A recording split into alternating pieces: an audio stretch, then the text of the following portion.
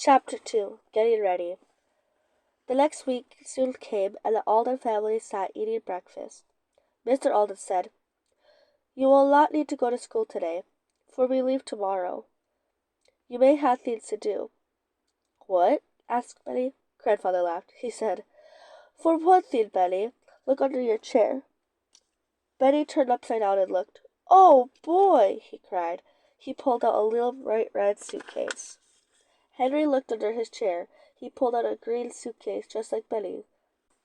Jessie laughed. She knew what she would find. She did find a pretty blue suitcase, and Violet found a violet one. "From you, Grandfather?" asked Violet. "No, they are not," said Mr. Alden. "Your cousins Alice and Joe sent them to you. You will each need a small bag for the trip." "What about old Mike?" said Benny.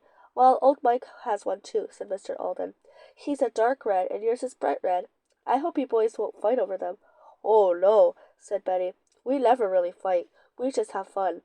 I can always tell mine because I like bright red. It is like a firehouse." "You can tell yours because yours has a BA on it," said Henry. "Mike's probably has MW on it." "Yes, that is so," said Mr. Alden. "Today you pack your bags. Put in only what you need. Our books, for one thing," said Jessie. "I can hardly wait to see what is in the school book." "Yes," said Mr. Alden. He looked at Jessie and Henry. "Those books are really wonderful. I think your first lesson should be a letter to your teachers. You can say thank you for all their hard work. Then later you can thank them again when you see the books." "What about Mike's writing, too?" asked Benny. "Look here, old fellow," cried Henry. "You worry too much about old Mike." "I think he ought to do what we do," said Benny. Grandfather patted Benny's shoulder. You may be sure he will, Benny," he said. "Mike and I have been writing letters to each other for a long time." "I thought I saw Mike's handwriting," said Benny. "I just saw it yesterday when I gave you to the mail." "That's right," said Mr. Alden. "Mike is packing his red suitcase this very day when we land at the Chicago. Mike will be there waiting. It was very exciting to take the plane. It was a jet. Stairs were put in place against the plane door. The Aldens went upstairs with their bags. "So the very first time we went on a plane," cried Benny to the stewardess. She laughed. "You'll like it," she said. Mr. Alden had been on a plane many times. He could answer all Benny's questions. At the last plane rose in the air. They were off. "I'll bet old Mike will be scared," said Benny. "We'll soon see," said Mr. Alden. "We will see Mike in just a short while." When the plane started to go, they all looked out of the window. Suddenly Violet said, "There's Mike with his dark red bag." "He doesn't look scared at all," said Jessie. "And do try to be nice to him, Benny." "Oh, of course I will," said Benny. "He'll love this jet. I'll tell him it will say whoosh, and then we'll be there." Mike was delighted to see Benny again. The two boys sat together and talked all the time. Mr. Alden had a seat to himself and slept. "Did you get a school book, Mike?" asked Benny.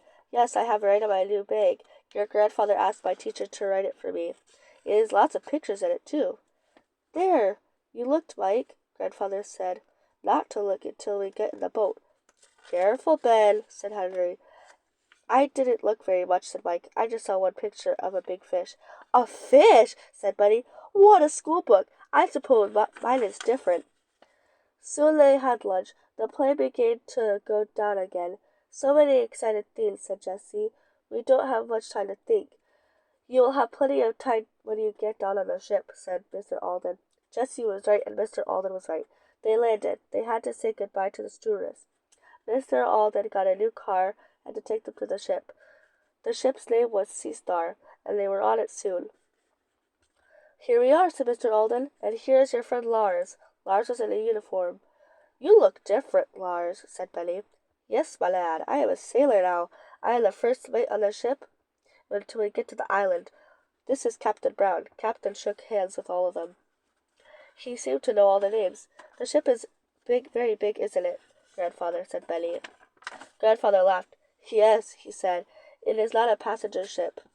It is a freighter, but it is very clean and very safe, and it will take us to where we want.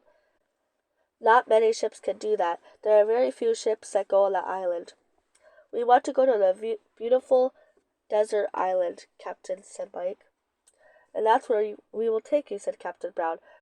You are the only people on the ship, except the crew. Lars will show you where you eat and sleep. The boat rocked gently at the dock. Jessie and Violet had one very small room. Benny and Mike had another very small one. Henry and Mr. Alden each had the room to themselves. We can only take 8 people, said Lars. The cargo takes up a lot of room on the ship. There was still room on the deck for 7 lawn chairs. Soon there were 6 people in chairs. The men shouted and threw ropes over the deck. The freighter began to move. Here we go, said Benny and Mike together. They were chugging under a beautiful Golden Gate Bridge into the Great Pacific Ocean.